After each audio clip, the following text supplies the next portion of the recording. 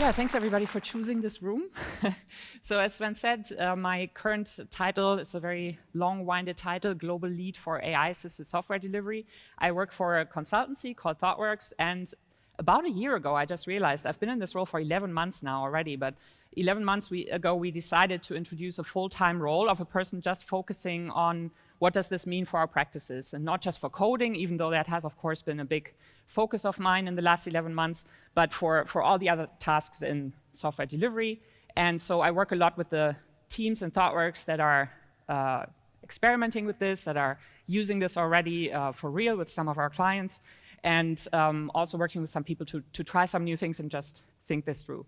And even though this talk will not be about coding assistance, there wasn't that much talk about it here at the conference, right? So I just wanted to briefly start by saying I do believe that AI coding assistance is here to stay.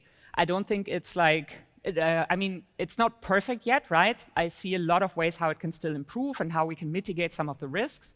And I think that as a profession, we now have to figure out how do we best use this in a responsible way, and how do we monitor in this phase now where we're all starting to use this, what are the bad consequences that we didn't expect, so there's still things to figure out, but I do believe it's here to stay. And I can already feel like, I think there was one time I wanted to use it and GitHub Copilot didn't work for me, and I could already feel how I got addicted, because I was like, oh, I don't know how to do this thing, what do I do? So yeah, and as Sven said, I've been writing about this on my colleague Martin Fowler's website, so if you're interested in learning more about coding assistance, how to actually use it, maybe give that a go. But what I actually want to talk about today is, like, if we look at the whole kind of delivery lifecycle, as we like to say, all of these many, many tasks, right? So how can AI also help us with those things? And just as a disclaimer beforehand, I might be using throughout the talk the terms AI, Gen AI, and large language models interchangeably as we do these days. So I'm mostly talking here about large language models and how they can help us. So I'll start with, like, why should we care, right? Like, is this really such a big deal? Is there actually potential here? And I think the main thing here for me is that the way that large language models excel at text pattern matching and then synthesis of that has a huge potential to help us with applied assistance in executing tasks and problem solving. So it's not just about, like, asking it a question and getting an answer, like often the search in your wiki might actually be better for that, right? But so some examples of that are, let's say, I say, hey, I'm a total beginner, I'm just building my first web application. What is Docker and why is it relevant for me, for my situation, right? Which is often a struggle when we read blogs on the internet about a topic that we don't know yet, but then we still have to connect the dots and see how does this actually apply to my problem, right? And so in this case, like, ChatGPT would tell me, imagine it as a small box where your web application lives, and then tells me about how this is about deploying it and making it available to other people. Or another example, and this is coding assistance. Here I was writing a comment and a signature for a function, and then the large language model is actually applying, a general concept of list processing and the different functions that we have there, like map, flatten, group by, and stuff like that, and it's actually applying it to my problem, and it's even using the library that I had imported here, right? So again, it's using the general concepts and applying it to my problem. And lastly, an example from product ideation. Let's say I'm a product manager working on EV charging stations, and I say, we expect more elderly users for our charging stations. What could happen? Give me pessimistic and bizarre scenarios to kind of help us imagine more all of the consequences that our product features could have, right? And ChatGPT might tell us emergency call buttons might become mandatory at charging stations, or cyber threats might skyrocket because elderly people are going digital. So I might not agree with all of those, but it can help us think in a more divergent way. So it's about helping us learn, potentially making us faster as well, and also helping us with creativity and divergent thinking. So I now want to talk through kind of like, what do we need to take advantage of this?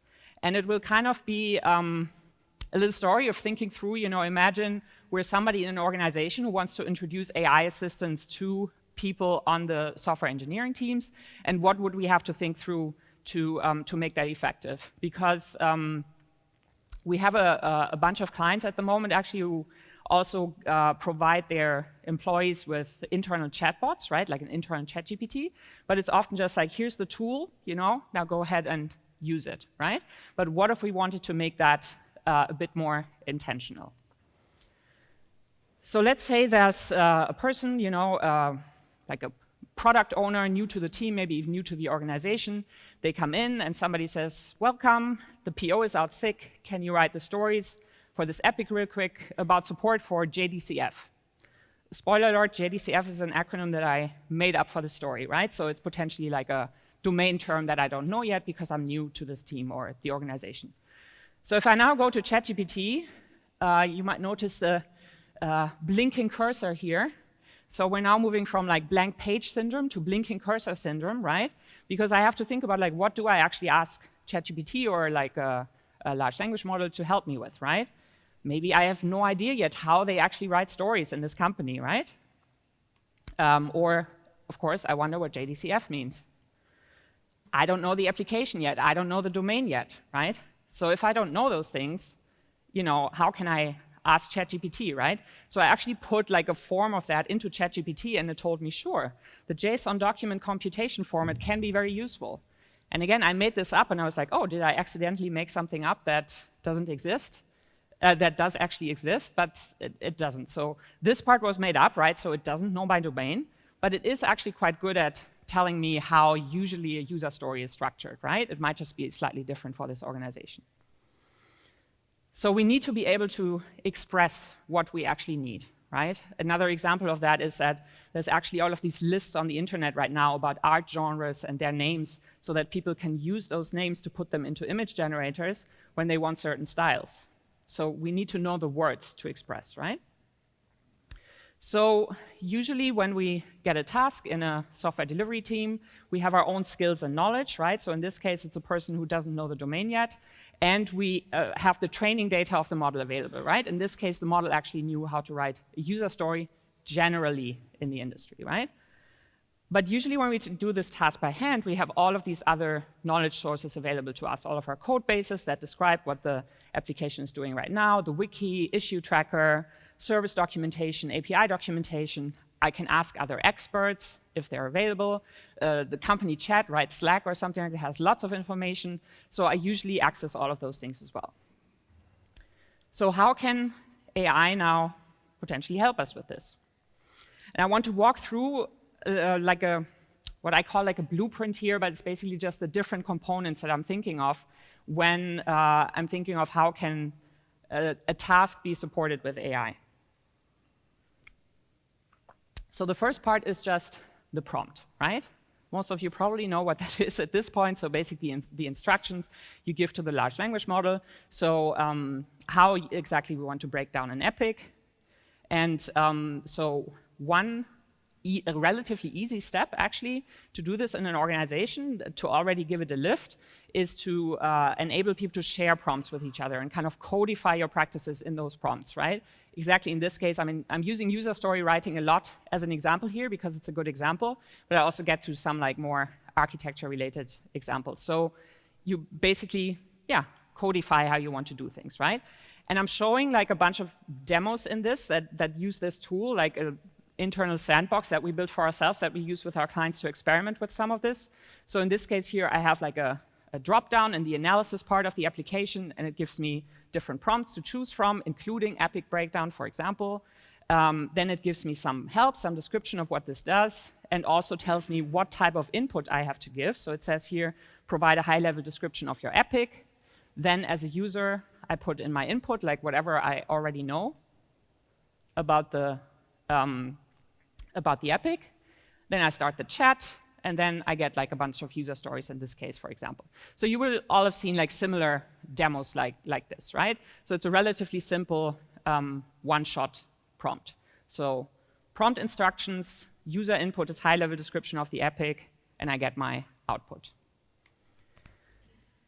So the first next part of this is basically the user input, right? So I actually have to think about my user and think about what would they actually know? What are things that I can expect them to know to give input for, right? And how can I make it as easy as possible for them? But as I said, this prompt that I just showed you was relatively easy, one-shot prompt that just says, break down this epic into user stories. And because apparently large language models have been trained on a bunch of user stories or something, they are, especially if it's a domain that is relatively generic, actually already quite good at it. But let's look at something that's a bit more complicated. And threat modeling, I think, is an example, or it's an example that I like to use a lot for this, because it's a practice that's quite daunting for a lot of people because it's security related. It's not something you do that often, so people don't have the routine. They might not have done it before, right? So now, if I want to codify this practice, like another thing I should think about is like who are actually the stakeholders and experts in my organization to help me think about how I want to write those instructions and share them with a bunch of people, right? So the CISO might have an interest in this, or maybe there's a security expert or architects that also have certain goals, right, with writing these instructions. They want a lot of people to use them in the way that they want people to do threat modeling, right? So in this case, they might say, I want teams to apply the stride model when they do threat modeling. Some of you might not be familiar with the stride model, but so it's a great example to show you how a shared prompt might actually help you apply this, right? So here's an example of that. So again, I'm choosing my prompt, in this case, threat modeling. I'm actually providing a slightly longer input in this case. And again, it's kind of like a one-shot prompt, so immediately it gives me like a table of different scenarios. And what's actually happening here is that I described in the instructions to the model in the prompt what the stride model is. It's basically a bunch of categories of attack scenarios. And so it's giving me here like examples of information disclosure or tampering with input. Those are those categories in stride. And it's giving me specific examples for my input that I gave. So it's mentioned here somewhere the customer ID URL parameter, so that was part of my description. So again, it's applying it to my situation instead of me going to an article, reading about it, and then trying to connect the dots. So how could you do this? So like one way to do it is actually like to use a coding assistant. So this is an open source coding assistant called Continue, and they actually have a feature that actually two of my colleagues, Viviana and Catalina, recently contributed to make it better, where you can put a folder into your repository with a bunch of prompt files that then show up as custom commands in your coding assistant's chat. So here I created this /epic command with that prompt. So and then I can actually there in the chat, I can put in my input, the same as I showed you before about my epic, and then it will do the same thing. Side note, by the way, here, like Continue allows you to plug into a lot of different models. So here I was actually doing this with Llama 3 running locally on my machine. Another way you can do this is there's like a bunch of, I call them chatbot platforms here, but there's not really like an established term for this category of tools yet, I think, that everybody uses.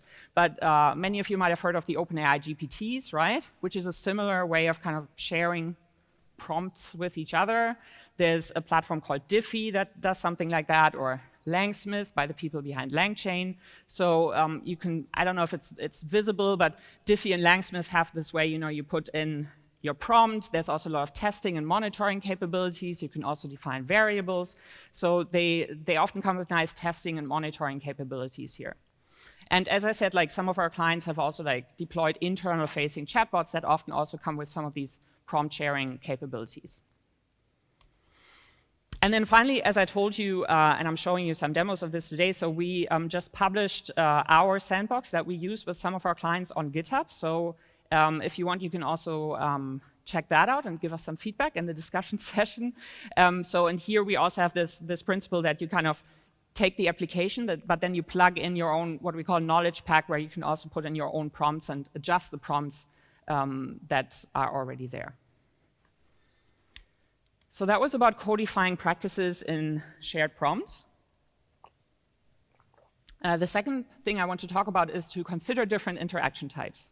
We just saw this chat interaction, right? Like many of you will have seen hundreds of demos of this at this point, right?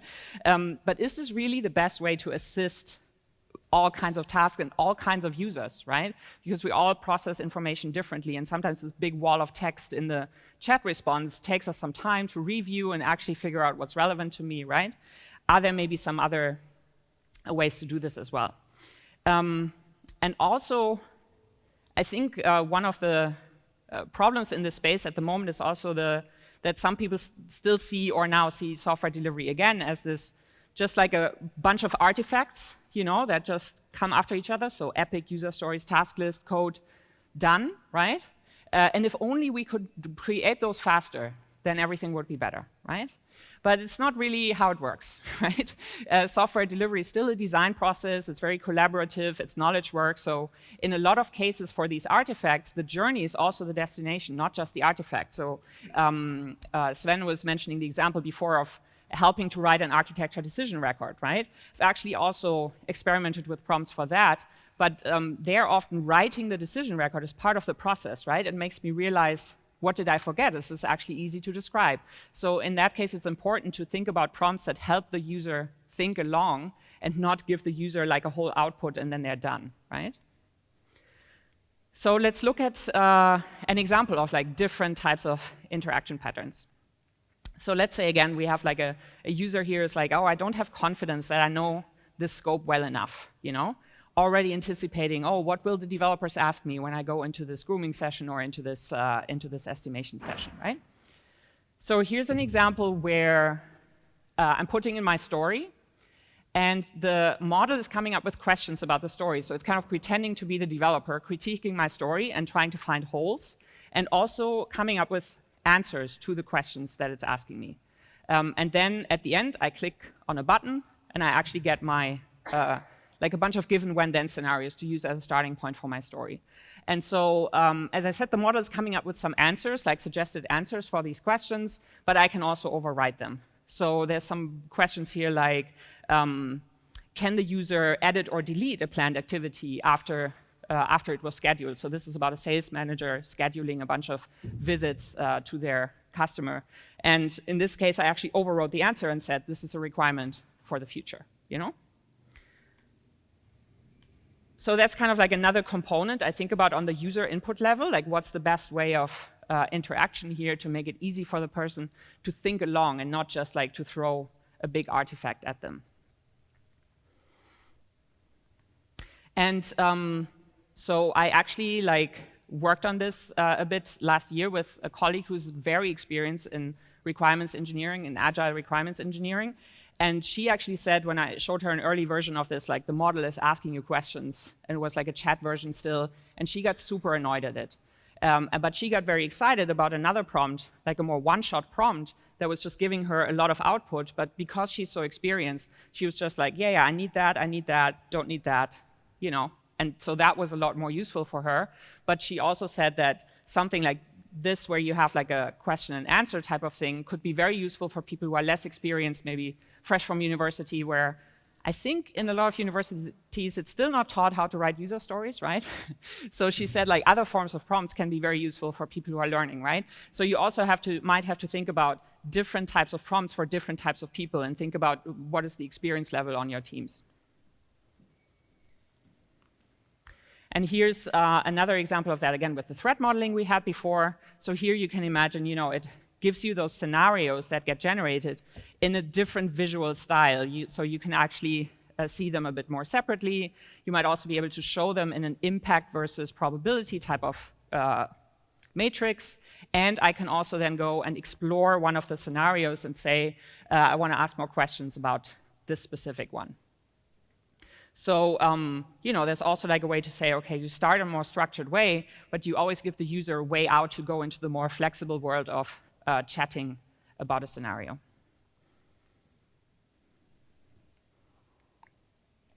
So for threat modeling, of course, a very typical question would be, how can I prevent this, right? How can I mitigate this risk? So here's just some like examples of interaction variation. So we had the one-shot prompt from before where you just get a big piece of output. You can also write prompts in a way that you have it go kind of step by step with the model so that you can intervene as a user and kind of see if the model, quote unquote, really understood what you wanted it to do, and it might be easier to think along. You can have this Q&A type of interaction. Then this more structured output. So what you were seeing with the different scenarios is actually in the background, the prompt asking the model to give JSON output, and then using that JSON output to show it on a screen like that. We've also experimented with allowing images as input, which is a bit more, even more hit and miss than the text interaction, but it's also like interesting sometimes when you only have images describing certain things in your documentation today. Or also finally think about like workflows, for example, suggest what could be next. So in an earlier version of this threat modeling thing that you saw, it was a big POC about product ideation, you know, where you would maybe think about different scenarios for your product and then had a choice to go and put that in the next prompt that helped you create a storyboard is the word. And, you know, like just think about like different steps. But I would always say to keep the structure or the imposed workflow as flexible as possible, because otherwise we just put a form again on top of a very, very flexible and powerful tool. And we want to leverage that as well, right? We actually want to leverage some of those Swiss Army knife capabilities of large language models. So it's like an interesting challenge to find a balance between that, between guiding the user, but also giving them access to the flexibility of the language model. So how can you actually do that? So I put a question mark here because I've not actually seen that many things in the software space that kind of go beyond chat. So if any of you have seen anything interesting, please let me know afterwards. But I haven't seen much. So as I said, we're trying some things. And we just published the code for it. So if you have some feedback, let us know. So at this point, going back to our user who was supposed to write these stories and they had these questions in their head. So with the codified practices in the prompts, we've actually now taken care of some of this by you know, giving them a leg up about like how we write stories in this company. For example, I know there's some style of story writing where people prefer not to mention UI elements, right? So maybe that's like a thing that is happening in this company, and you could try and codify that in the prompt and help people write stories in the style that you prefer in the organization, right? And about I don't know the domain yet, we've kind of covered that actually a little bit, because the domain example I've used so far, I've not talked about it a lot, was, as I said, like a CRM, like a sales manager planning visits to their customers. And that's actually relatively generic. So the model is actually covering it quite well in terms of the questions it asks. But of course, sometimes you have a much more nuanced or complex domain that is not quite covered by the training data. So of course, the third part, some of you might have expected it, is about how do we make more context, more knowledge available that is actually specific to our local situation. Because again, I was showing all of these different sources of knowledge that we usually have available, right? And I'd start with a very simple way first, actually. So what if we, again, involved a stakeholder like a domain expert, either like a person on the team or somebody in the organization, that writes like a nice, concise description of what the domain is, and maybe also some of the domain terminology, some of the acronyms, some of the key words, and we inject that into the prompt. And depending on which team I'm on, a different thing will be injected into the prompt. So going back to the breaking down an epic example from the beginning, I'm doing it here again, and it's actually now pulling in centrally from the application a description of the domain. And what is happening now is that because I'm pulling this in, domain description from the CRM domain, I'm actually getting some other cross-functional requirements mentioned here in my epic breakdown, because they're actually mentioned in the domain description. So it kind of reminds me in the moment that oh, I also should think about the offline support that we want in this particular story, or is there anything I need to consider for responsive design because of our mobile requirements? So it can kind of like remind me in the moment to be more comprehensive again. So this is then the next component, right? Like what knowledge can we inject into this? Like in this case, this simple description. And again, you could actually do this with the coding assistant I mentioned before. So we had that custom epic command, right? And then this coding assistant, like many others in the chat, also allows you to mention a specific file. So I could have a file with that domain description in my repository, pull that in, and then I have this extra context, and I don't have to repeat to the model over and over again every time I use it that I work on a CRM application. And again, this is also something that we're trying out in our sandbox application in Haiven. So where in this knowledge pack, you don't only put prompts in there, but you also put different contexts with domain and architecture and tech stack descriptions that can be injected into the prompts. But of course, we can do that in a more sophisticated way as well, right? So what we've done so far is the user gives their input. It's put into a prepared prompt. We also inject this little piece of knowledge and then send that to the large language model. But of course, it's also possible, and many of you will heard about this, to retrieve information from other sources of information. So from your code base, from your wiki, from your issue tracker, from a PDF document. And then, so before you send the prompt to the large language model, you pull in those pieces of context. And this is what's called retrieval augmented generation. I've also heard it mentioned already in a bunch of talks. So if you haven't heard about it yet, I would say that from all of the hype, like as an application developer, this is probably the most important thing to just be aware of what this does, because a lot of people are building applications with this right now, with this approach. So what does that mean? So I'm going to a different domain here right now, and we'll have a screenshot after this as well, so you can see it in more detail. So again, I'm breaking down an epic, and I'm actually pulling in my wiki, like the domain part of the wiki here, to give it additional context. So we're actually switching domains here. This example is from an application called Bamni. It's an open source medical record system that we have a bunch of people at Thoughtworks working on that. So it's like a great experimentation ground for me, because the wiki is public, the code is public, the issue tracker is public. So I've been trying like a few things with this. So what I've done here is, like, first I was asking it to break down the epic, and the model was actually first telling me, this could be your goal, this could be your context description. And then I said, okay, I want to know based on the wiki, what else should I consider when I edit patient information? Because this story is about editing allergy information. And it actually pulled in some information related to editing allergies from the wiki. And then, as you can see here, like in RAG, what's very common is that you actually give the users like a link to where you took the information from that you sent to the large language model. So it's giving me links here to the wiki pages, so I can also check the source information. And I showed this to one of our domain experts for Bamni, and he actually said, yeah, those things all make sense, but I would probably dismiss them for this particular story.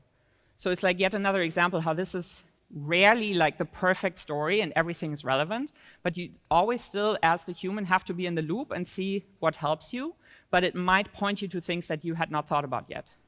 So I actually think in this case there's a risk here that this might lead to scope creep, right? If you see all of these ideas from the large language model, you might suddenly create way too many things. So scope discipline is important here, I think. Yeah, so now instead of only having the high-level domain description, we also have an export of the team's wiki that we also inject into this. And so finally, I also want to talk about the code base as a knowledge source, right? Because that's usually the one place where everything is up to date in terms of how the application works, right? So wouldn't that be useful? So there's like a lot of movement in that space. So there are a lot of products being built right now that try to help us understand code bases better through large language models, right? Like asking questions like, where is this feature implemented, or stuff like that, right? And so there's many approaches, but we're currently trying this particular one with a few clients and different tech stacks, where you take the code and you also take other tools and other sources of information, like tools that actually understand the code and understand the code structure, and put that all into a knowledge graph about your code base. And then you use that knowledge graph as part of your retrieval augmented generation. And then, our user here could ask, what are the fields displayed in the JDCF viewer screen? once she knows about what JDCF is, right? Or what validations are done when processing JDCF records, right? So it could be like an extra knowledge source, especially for people who are not as familiar with reading the code bases. Or in case of Bamni, for example, there are, I don't know, too many repositories for me to remember the number. So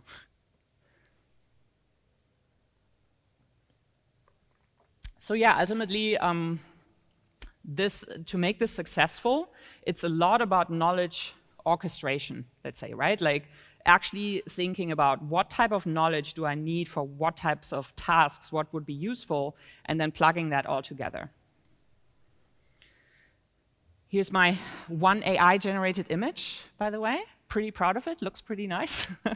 So the question then becomes, if this is so much about knowledge orchestration, oh, let's just turn on the fire hose then, right? Like, let's just connect an assistant to our code bases, to all of our code bases, to everything in the wiki, to all of our history in the issue tracker, API docs, and so on, right? And we might actually soon be able to try that, because Atlassian has started releasing features that help you do stuff like this. I think it's not very readable, probably because these are screenshots from a video on YouTube. I haven't been able to try this yet. But basically what's happening here is you have your issue here in Jira, and with the help of AI, Atlassian is actually pulling in related resources, for example, Confluence pages, and then that can help you with other AI features, like also, again, breaking down tasks, you know, and it's trying to pull in relevant information from Confluence. And here on the right-hand side, you can see like Atlassian announced like integration into different coding assistants, where like GitHub Copilot, for example, where then you can go like at Atlassian and ask questions, or give and then get input from what's happening in Jira. For example, I think in their demo, the person was just asking about was talking about my issue, and then it would also kind of try to find out what is actually the issue assigned to the person at the moment, and finding the issues. So there's all kinds of, again, orchestration going on in the background. My hypothesis, though, is that curation will still matter. I can't quite yet imagine like just opening the fire hose and magically we'll just all get the right answers, right? Because if you think about what's currently in your wiki and the whole history of your issue tracker, right? How accurate is that actually? Like, what do you actually want to amplify from that, right? There's also fuzzy and changing terminology, right? Like in one domain, something might mean, a word might mean something else than in another one, or things get renamed all the time, right? And then finally, there's also still the question of what happens when we put too many things and send too many things to the model, right? Will it actually be able to deal with that, even when we have larger context windows? There's actually this paper here called Lost in the Middle, where they're talking about that, how they found when the context window is really big and you put a lot of information in there, how models often lose the attention in the middle.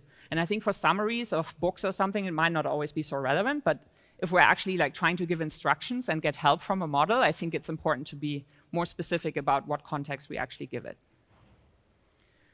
Yeah, and with great power comes great responsibility, right? Like, what do we actually want to amplify? Generative AI will amplify indiscriminately. It doesn't know what's good, it doesn't know what's old, what's new. So we have to provide that with orchestration, with an application that tries to have heuristics about what's relevant in this case. Also the instructions, right? If you have prompts that promote practices that actually lead to bad consequences and suddenly everybody starts using them, right? That can have a big impact. So I started with saying why we should care. And it was about this applied assistance, and that's where LLMs can help us. And also, in addition to that, with this technology comes also this more powerful search capability over unstructured data that we can leverage in retrieval augmented generation, right? But then in addition to that, we also need this context orchestration, knowledge curation, and we have to think about the human in the loop user experience. How can we make this assist us in thinking this through and not just in generating a bunch of artifacts? And I think the interesting thing here is that we all share a domain, right? Like software delivery in this case is a domain. Like we all share like certain practices that we all do, like how we write user stories or how we do threat modeling. So I've been wondering if there's like at some point, if we're going to have a better understanding as a profession about what are these blueprints of the different tasks, right? Which type of context is really useful for which type of task. So then, we don't have to think about all of these things as an organization, but we can just think about what is the relevant knowledge that we need to plug in here. And we know that 10 other teams have already tried this and it's been useful to them. And then if we marry that with our local context, could we then kind of share with each other what works for which practices? And some final observations and learnings from what we've done so far in trying to get teams and also our clients to use this. So the first thing I wanted to say is that interestingly, or maybe predictably, the same as with coding assistants, it's easier to use this for new things than for existing things. So it's at the moment easier to use coding assistants to write new code than to change existing code. And it's similar here, because if I have a new feature that doesn't need much of the existing context, it's a lot easier to use the AI as an assistant than when I'm changing existing features, because then I need to describe what is actually in existence, right? So we're discovering bit by bit different team archetypes that need different type of context orchestration, either they're building new features or they're changing existing features or they're migrating legacy system where they need more access to a code base and so on. And also, I hope I've also shown you that while there's potential, there's no magic without some investment, right? You can't just put a tool somewhere. We just have to have the best tool, and then you snip your finger and magically it works, right? You really have to think through user experience and the knowledge orchestration as well, and that takes some investment in the beginning, especially as long as we don't have those good practices yet that I was just talking about. I also see very commonly an over-focus on how the technology works and tuning the retrieval augmented generation until it gives me all the expected answer as if it's a search engine. And that often distracts from actually thinking about the use cases that we want to use this for. For which practices does this make sense? Where does it not make sense? All of the things I was talking about before. And then finally, I've also found that people, even when they have access to the tools, are often reluctant or slow to adopt them. So that could, of course, be a first sign that it's not useful after all, right? But I do think we're too early in this to already say, oh, that's a sign that it's not useful, right? And also, as users of AI, we now all have to make a mindset shift to understand how this really helps us. And that's only possible by using it.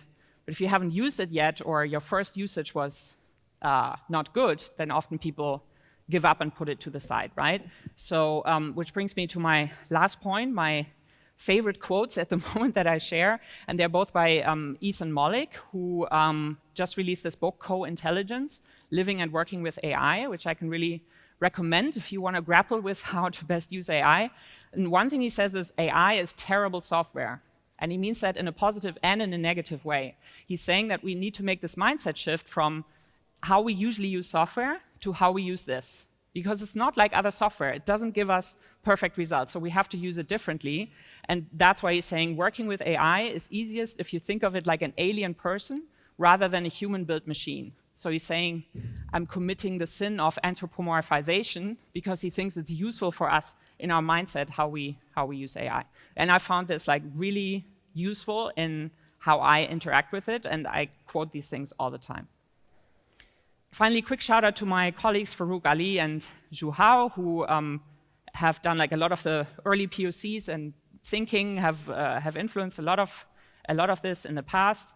And yeah, I'd be interested in your opinions if you check out Haiven, our sandbox that I showed you on GitHub.